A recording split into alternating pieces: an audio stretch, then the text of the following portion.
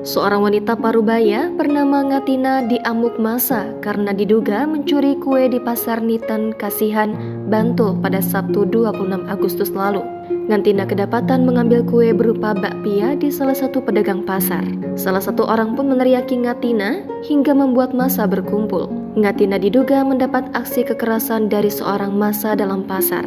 Bahkan video penganiayaan itu beredar luas di sosial media. Dilansir dari tribunjogja.com, Ngatina mengaku nekat melakukan hal itu karena kelaparan. Kasus tersebut diselesaikan secara damai oleh pihak Babin Kantipnas Tirto Nirmolo bersama Babin Kantipnas Taman Tirto, Bantul.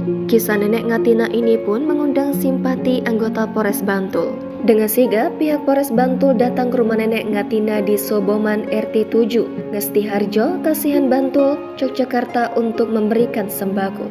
Nenek Ngatina tinggal di sebuah gubuk kecil yang bisa dibilang tak layak.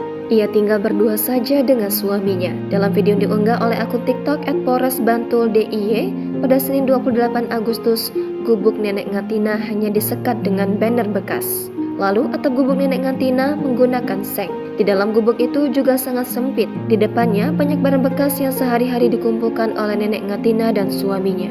Dari keterangannya ditulis oleh pengunggah, sehari-hari nenek Ngatina dan suaminya bekerja mengumpulkan rongsok. Berikut kami sampaikan lokasi dari beliau yang beralamat di Soboman RT 7, Ngestiharjo, Kasihan Bantul, Yogyakarta.